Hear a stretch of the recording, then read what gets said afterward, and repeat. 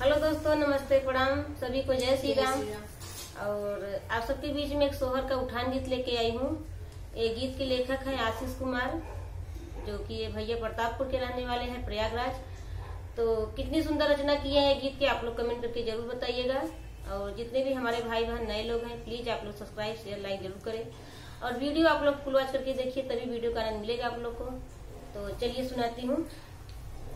भाभी के होई गया ललनमा, ननद रानी मांगई कगनमा हो।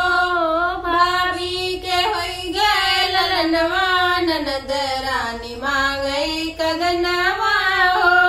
मांगे कगनमा हो, मांगे कगनमा।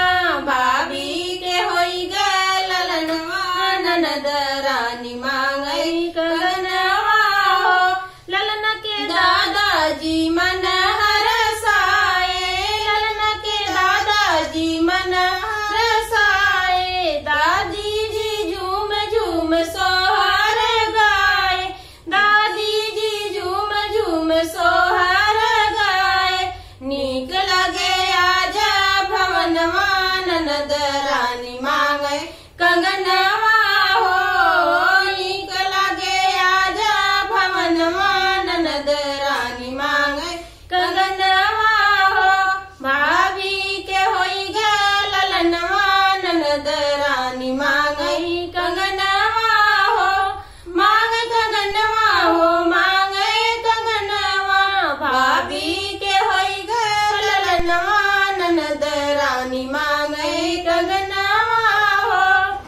ननद जी आई देखा कजरा लगावई, ननद जी आई देखा कजरा लगावई।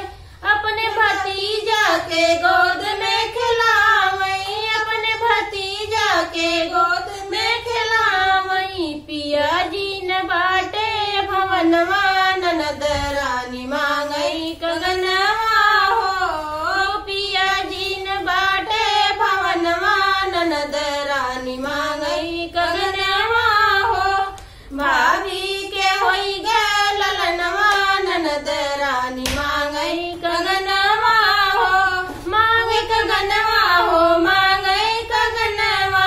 भाभी के होई गया ललनवा, ननद रानी मांगई कगनवा हो। साड़ी ननद जी के मन ही न भावे, साड़ी ननद जी के मन ही न भावे। नग के नथुनिया पर मन ललचाए, नग के नथुनिया पर मन ललचाए।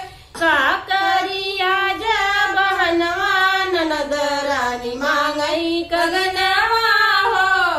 का करिया जा बहनवा, ननद रानी मांगई कगनवा हो। भाभी के होई गया ललनवा, ननद रानी मांगई कगनवा हो। मांगे कगनवा हो, मांगे कगनवा। भाभी के होई गया ललनवा, ननद रानी मांगई कगनवा हो। जेठ जी ननद के बिछुआ दिलाए, जेठ जी ननद के बिछुआ दिलाए। जेठनी जी मजाक में ठेंगा दिखाए, जेठनी जी मजाक में ठेंगा दिखाए। सीमा गावे सोहर के उठनवा, ननद रानी मांगई कंगनवा हो। सीमा गावे सोहर के उठनवा, ननद रानी मांगई कंगनवा हो। भाभी के होई गया ललनवा, ननद रानी मांगई कंगनवा हो। मांगई कंगनवा हो, मांगई कंगनवा। भाभी के होई गया ललनवा, ननद रानी मांगई कंगनवा हो। भाभी के होई गया ललनवा, ननद रानी मांगई कंगनवा हो। तो हमारा सोहर के उठान गीत आप लोग को कैसा लगा, कमेंट करके जरूर बताइएगा। मिलते हैं नेक्स्ट वीडियो में, तब तक के लिए बाय बाय।